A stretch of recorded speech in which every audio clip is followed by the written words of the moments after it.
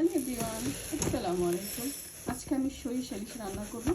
তো এর জন্য আমি আজকে যে সরিষা, একটা ক্লিন করা সরিষা, তো আমি এটাকে ভিজিয়ে রাখবো কিছুক্ষণ। আমি একটু বেশি করে নিচ্ছি কারণ কিছুটা আমি ব্ল্যান্ড করে রেখে দিব।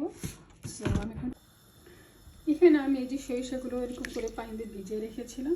তো আমি এখন কি করব, আমার কাছে আসলে এরকম কোনো নেট নাই, মানে সব বড় বড় ছিদ্র, তো সব সরিষা পড়ে যাবে। সরিষা যেহেতু অনেক ছোটো, তো আমি এই চালনিটা নিয়েছি।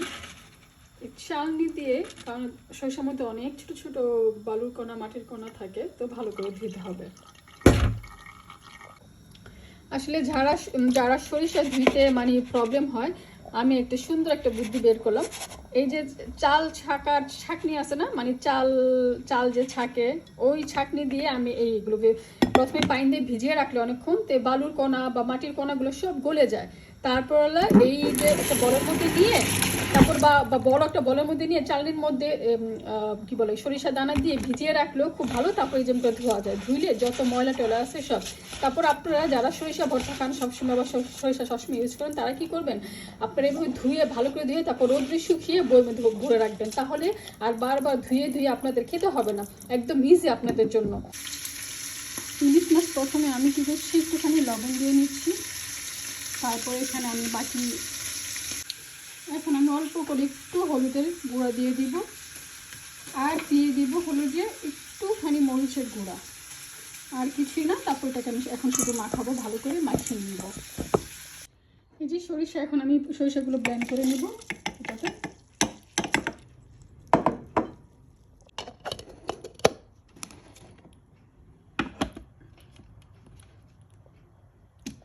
সরিষা পেস্টটা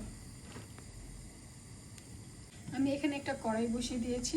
তো কড়াইতে আমি পর্যাপ্ত পরিমাণ সয়াবিন তেল দিচ্ছি। তেলটা কিন্তু গরম হয়ে গেছে। তো আমি এখানে কি করব, পেঁয়াজ পেস্ট দিয়ে দেবো। আমি পেঁয়াজের পেস্ট দিয়ে সেটা রান্না করছি। আমার পেঁয়াজটা হালকা গোল্ডেন কালার এসেছে, তখন আমি অল্প একটু জাস্ট আদা পেস্ট দিয়ে দেবো। আদা রসুন পেস্ট সাথে করা আমার মোটামুটি গোল্ডেন কালার ভাজা হয়েছে। আমি অল্প একটু পানি দেবো। পানি দিয়ে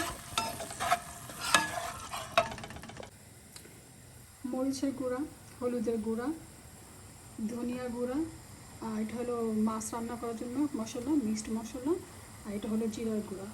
তো এগুলো আমি সব এখন তরকারিতে দিয়ে দিয়েছি। আমি খুবই সামান্য নিয়েছি, বেশি নিইনি, কারণ মশলা আসলে বেশি দিতে চাই না। ইলিশ মাছের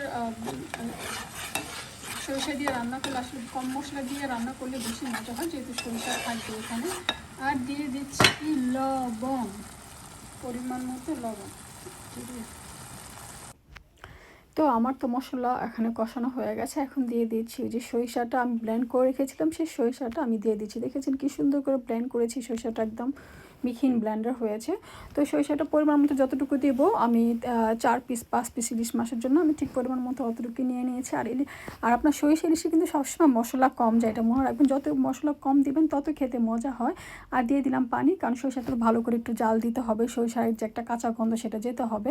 তো এই দিক দিয়ে আমি আরেকটা কড়াইয়ের মধ্যে তেল গরম করে এই যে ইলিশ মাছগুলো দিয়ে দিলাম। ইলিশ মাছ ভাজতে হবে হালকা। ইলিশ মাছ না ভেজে আসলে রান্না করতে পারি না।